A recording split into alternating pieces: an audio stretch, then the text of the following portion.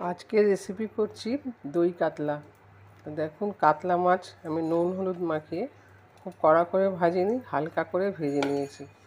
এবার তারপরে নিয়েছি দই। এই দইয়ের সঙ্গে মেশাবো হচ্ছে জিরের গুঁড়ো, সামান্য লঙ্কার গুঁড়ো আর হচ্ছে নুন। এই দিয়ে আমি দইটাকে মিক্সড করে নেব।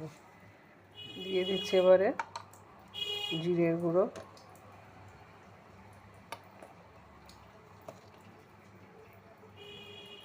আর দেবো একটু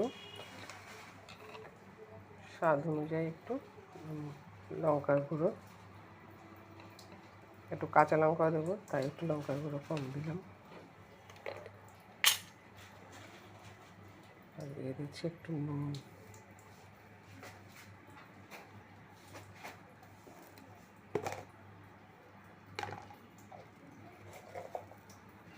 দিয়ে দিচ্ছি সামান্য একটু চিনি। এই দিয়ে দইটাকে ভালো করে ফেটিয়ে রেখে দেবো।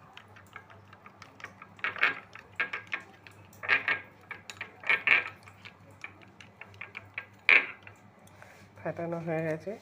এবার আমি মিক্সিতে পেঁয়াজ, রসুন আর এই আদা আমি পেস্ট করে নেব। মিক্সিতে আমি রসুন দিয়ে দিলাম, আমি খুব সামান্যই দিলাম। আপনারা বেশি যারা রসুন পছন্দ করেন তারা বেশি দিতে পারেন, আমি অল্প সামান্য 2 কোয়া দিলাম। আর দিয়ে দিচ্ছি পেঁয়াজ কুচো, কিছুটা পেঁয়াজ রাখছি, ভেজে দেবো। আর দিয়ে দিচ্ছি আদা, আর দেব 2 কাঁচা লঙ্কা দিয়ে পেস্ট করে নিচ্ছি। এই মাছ ভাজার তেলেতেই আমি এবারে ফোড়ন দিয়ে দিচ্ছি তেজপাতা, আর দিয়ে দিচ্ছি গরম মশলা থেতো করে নিয়েছি, এলাচগুলো নাহলে ফুটবে। ফোড়নে দিয়ে দিচ্ছি।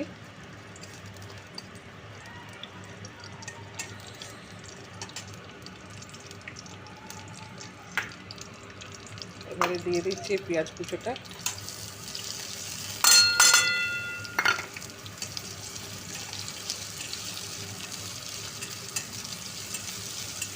পেঁয়াজ কুচোটা একটু ভাজা ভাজা হলে তারপরে যে পেস্ট করে নিয়েছি কাঁচা লঙ্কা, পেঁয়াজ, আদা, রসুন, এই পেস্টটা দিয়ে ভালো করে মশলাটাকে কষিয়ে নেব।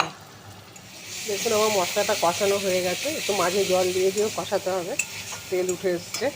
এবারে আমি যে ফেটানো দইটা আছে এই দইটা দিয়ে দেব। দইটা একদম লো ফ্লেমে দিতে হবে, নাহলে দইটা লাম্প হয়ে যেতে পারে।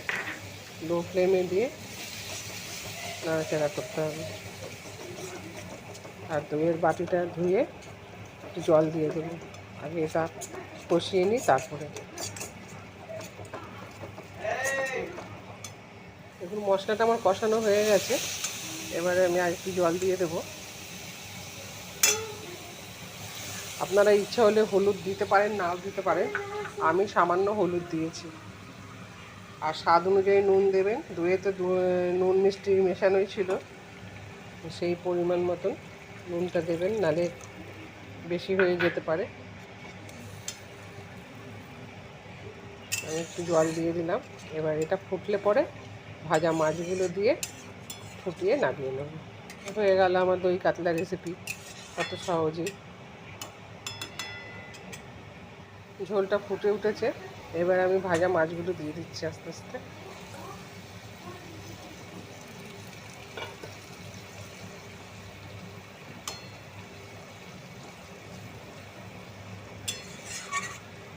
রেসিপিটা যদি আপনাদের ভালো লেগে থাকে একটু লাইক কমেন্ট করবেন, তাহলে ভালো লাগবে। আর যারা এখনও করে খাননি তারা অবশ্যই করে খেয়ে দেখবেন, আমার মনে হয় ভালোই লাগবে।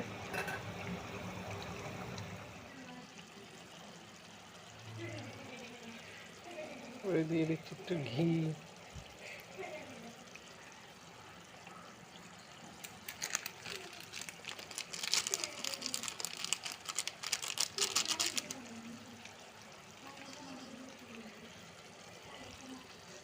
দেখো বন্ধুরা, আমার দই কাতলা রেসিপি একদম রেডি। কেমন দেখতে হয়েছে একটু জানিও।